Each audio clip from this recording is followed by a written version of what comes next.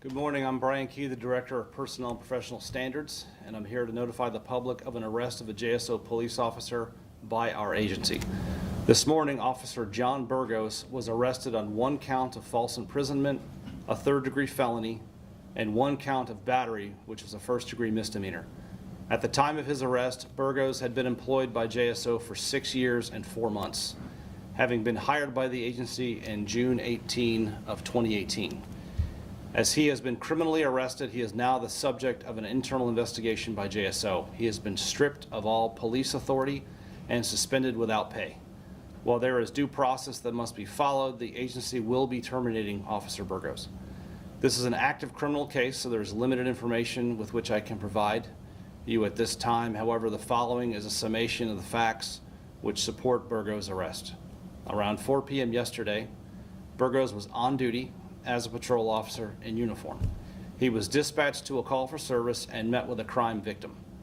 Because of the victim's privacy rights, I will not provide any identifying information about the victim or the underlying call for service. After the initial investigation was completed, Burgos returned and met with the victim again, purporting to be conducting an additional investigation. While alone with the victim and under the color of authority, Burgos did not allow the victim to leave the area, and he touched the victim without valid consent. After Burgos left the dispatch location, the victim called JSO and reported Burgos' conduct. Immediately, detectives with JSO's Integrity Unit began an investigation. Based on the totality of facts gathered during this investigation, Burgos was arrested by Integrity detectives for false imprisonment and battery early this morning.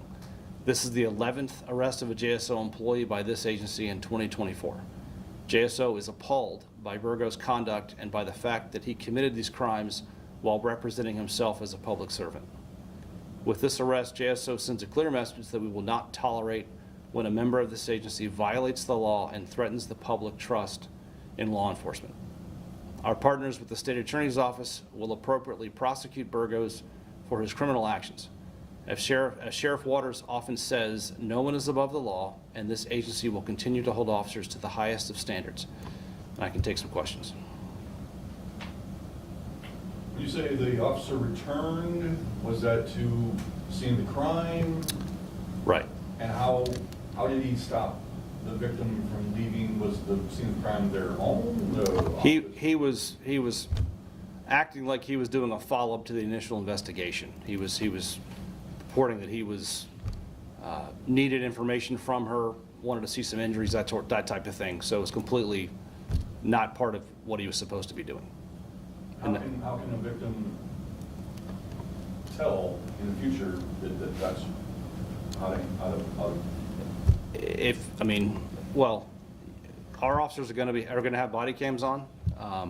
If you don't see a body camera, or you think that something does not seem right, you can always call us at the station, request to speak to a supervisor. I mean, every officer that works at JSO is working for a supervisor, and that supervisor is working for a watch lieutenant. So everyone has accountability and a boss, essentially. So if it doesn't seem right, then call us, and we will confirm what should be happening to hopefully avoid this in the future. What number is that? You can call 911 or 630-0500 is the non-emergency number, but the same person answers the phone. 911, of course, gets answered quickly, and if it's an emergency, then call that one. Is that something that you can do in the heat of the moment, or? Sure, absolutely. I mean, you're entitled to rights, and if you feel like something is off, then by all means, let us know. You happen to have any details of what the original call was about and what part of town this is in? No.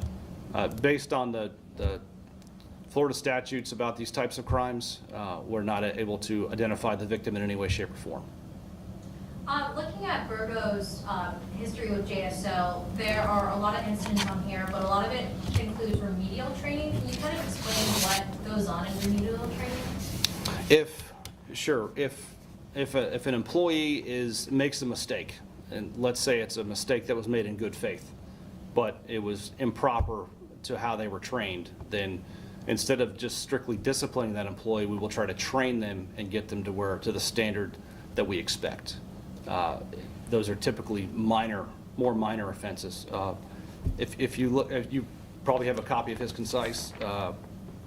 For example, the written reprimand level 1 in 2022 was he investigated a crash and wrote the wrong person a citation. That's a huge mistake and a huge inconvenience for that driver. That resulted in discipline. That would not be remedial training.